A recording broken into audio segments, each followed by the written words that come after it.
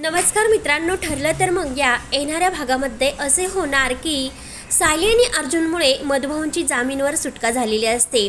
तर मधुभाऊंना प्रियाचा खूपच राग असतो, कारण प्रिया ही मधुभाऊंना खोटं बोलून तिने जेल झालेली असते आणि प्रियाचे इतके लहानपणापासून संगोपन करून सुद्धा प्रिया चक्क सर्वांसमोर मधुभाऊ विरुद्ध बोलली, त्यामुळे मधुभाऊंना खूपच राग असतो। तेव्हा मधुभाऊ हे आश्रमात येतात आणि सर्वांना विचारतात की प्रिया कुठे आहे। तेव्हा मधुभाऊंना समजते की प्रिया ही खोटे बोलून किल्लेदारांच्या घरी गेलेली आहे आणि रविराज किल्लेदार यांची ती मुलगी असल्याचे तिने सिद्ध केलेले आहे। हे जेव्हा मधुभाऊंना समजते तेव्हा मधुभाऊ तेथे येतात आणि प्रियाला त्या सर्वांचा जाब विचारतात। प्रियाने ज्या वस्तू सायलीच्या आहेत त्या वस्तू सर्व तेथे रविराजच्या घरी दाखवलेल्या असतात। तेव्हा मधुभाऊ त्या सर्व वस्तू घेऊन तिकडे येणार असतात आणि सर्वांना दाखवणार असतात की ह्या सायलीच्या वस्तू आहेत, ह्या खरंच ही प्रिया खूप खोटारडी आहे। तेव्हा मधुभाऊ हे थेट प्रियाकडे येतात आणि प्रियाला म्हणतात की प्रिया, तुम्हाला काय या सर्व केसमध्ये अडकवले, माझी यामध्ये काय चूक होती आणि मी तुझे संगोपन आणि लहानपणापासून केलेले जे काही होते ते करण्यामध्ये मी कुठे कमी पडलो होतो, म्हणून तू सर्वांसमोर खोटे बोलून मला या सर्वांमध्ये का अडकवले।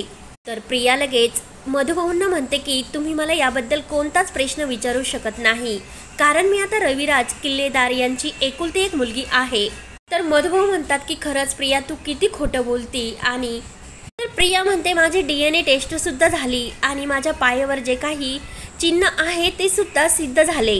तर मधुभाऊ म्हणतात की प्रिया, माझा खरंच तुझ्या बोलण्यावर विश्वास नाही, तू किती खरं बोलते आणि किती खोटं हे मला रविराजची भेट घेतल्यानंतरच समजेल। मधुभाऊ म्हणतात की प्रिया, तू त्यांना काय असे पुरावे दाखवले जरी असले ना तरी तू खोटी आहे हे मी सर्वांसमोर सिद्ध करूनच दाखवेन। तर लगेच प्रिया ही मधुभाऊवर खूपच चिडते आणि या सर्वांसमोर लांब राहा असं ती मधुभाऊंना चेतावणी देते। तर लगेच मधुभाऊ म्हणतात की तू मला यामध्ये अडकवण्याचा किती प्रयत्न केला आणि मला त्या सर्व संकटात तू ढकलून सुद्धा दिले, त्यामुळे आता मी या सर्व गोष्टींचा आणि सत्याचा शोध घेतल्याशिवाय मी गप्प राहणार नाही। तुझ्या इतकी खोटारडी मुलगीने मला फसवले, तर तू रविराज आणि सुभेदार या फॅमिलीला का फसू शकत नाही। तेव्हा मात्र प्रियाला आता काय करावे ते सुचत नसते आणि मधुभाऊंना सर्वांसमोर कसे लांब ठेवायचे याचा ती विचार करत असते आणि काही ना काही करून मधुभाऊंना हे सत्य सांगूनच दिले नाही पाहिजे याचा ती विचार करत असते।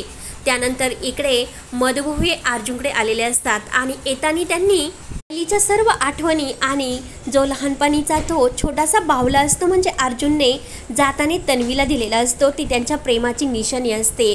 तर तो बाहुला सुद्धा मधुभाऊ आपल्या हातात घेऊन आलेले असतात। तर मधुभाऊ अर्जुनकडे येतात, अर्जुनला विचारतात की असं कोणती गोष्ट आहे की रविराजने प्रियावर विश्वास ठेवला।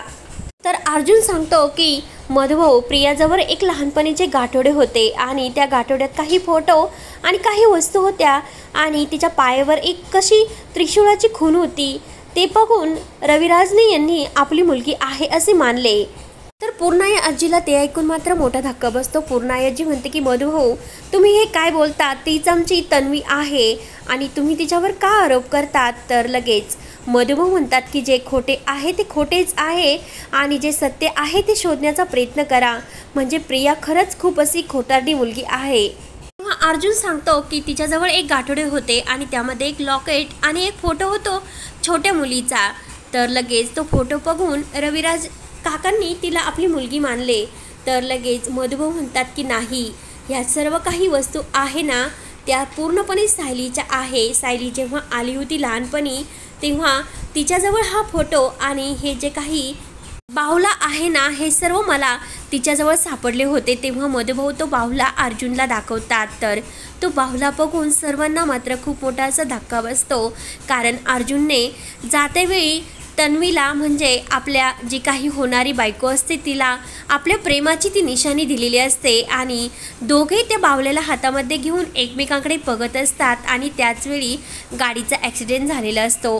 तेव्हा ते सर्व क्षण अर्जुनला आठवतात आणि खरंच आता आपण जी काही सायली मानलेली आहे तीच आपली तन्वी आहे हे अर्जुनसमोर आणि घरातील सर्वांसमोर आलेले असते। तेव्हा घरातील सर्वजण मधुभाऊंना विचारतात की तुम्हाला सायली कोणत्या दिवशी आणि केव्हा सापडली होती. तेव्हा मधुभाऊ ती तारीख आणि ते सर्व काही वार योग्य रीतीने सांगतात. तेव्हा अर्जुनला तर मोठा धक्का बसतो.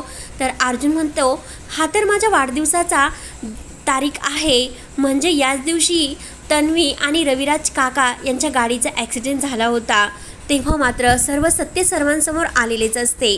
मधुभाऊ सांगतात की मी जेव्हा देवीच्या मंदिरात आरती करत होतो तेव्हा सायली रडत रडत तेथे आली होती आणि देवीचा प्रसाद म्हणून मी सायलीला आपली मुलगी मानले आणि तिचे लहानपणापासून संगोपन केले. सायली खरंच खूप निरागस आणि प्रेम भावनेची आहे आणि जेव्हा तिला गाडीमध्ये बसवण्यासाठी लावलेले असते तर सायली ही खूप अशी गाडीत बसण्यासाठी घाबरते, कारण जेव्हा ती मला भेटली तेव्हा ती एका खूप मोठ्या अशा धक्क्यातून बाहेर आलेली होती.